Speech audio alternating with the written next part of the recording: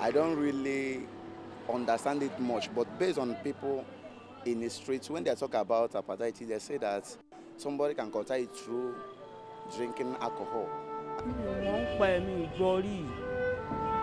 I know it's deadly, and then I also know that there are vaccines against it too. I think I've even gotten the vaccine. Did you know about 20 million Nigerians are living with hepatitis? Yet, only 1 in 20 people know about this status, which is 10 times higher than the number of people living with HIV and AIDS. For more than 2 weeks, Judith has been treating fever, fatigue, unexplained weakness, muscle pain, joint pain, loss of appetite, mild nausea, and vomiting, common symptoms as malaria. Maybe 1 or 2 weeks after, you start noticing the yellowness of the eye, which we call jaundice, all right? And then the urine becomes darker. Instead of the normal yellow color of urine, you have it changing color, maybe deepening, becoming deeper yellow.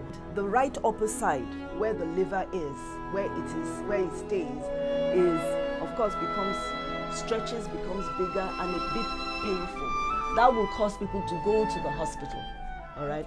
And once they are tested, if they are hepatitis B positive, as of that time, they have an acute hepatitis B infection, all right? Usually, it's just mainly supportive treatment that we give because it's an interaction between the virus and your immune system.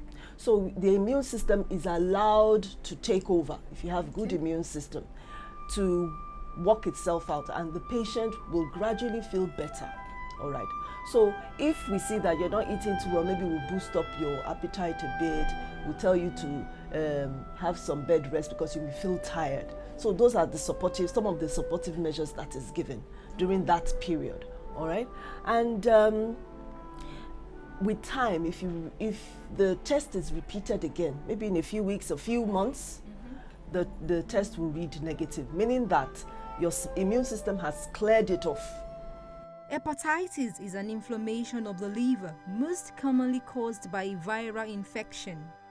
B and C, as I said before, because they are the most common that we encounter in our own environment here.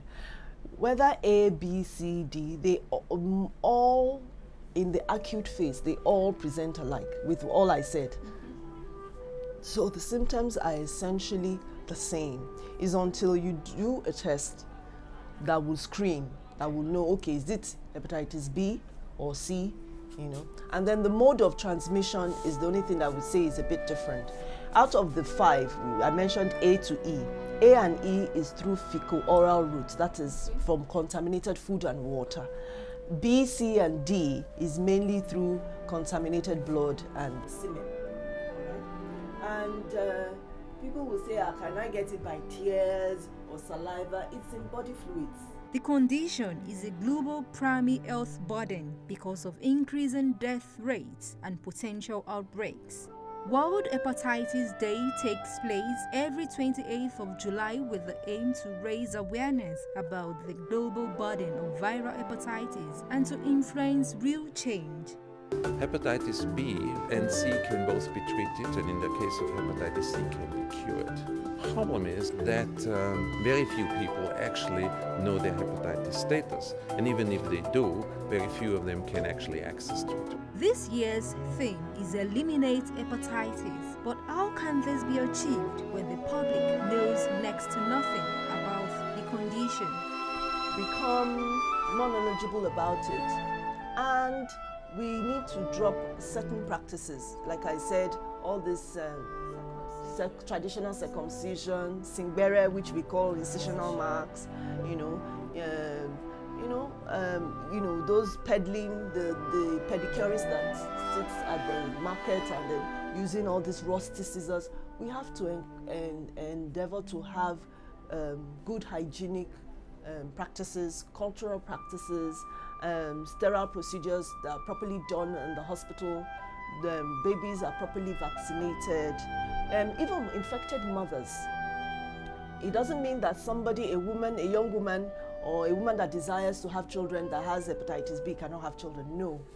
It just means that the baby will also be additionally protected with another type of vaccine. It's called an immunoglobulin, which is an added advantage, protection for that baby. So it doesn't stop you living your life. As Nigerians, we are very, very prone. We love taking herbal concoction because they have so many active ingredients in them that are working at the same time. And whatever we eat and drink is our liver that first processes it. So we don't like to overburden the liver. So that's why I'll tell people, please avoid it. You know, alcohol, avoid. As I said, same reasoning. Smoking, avoid.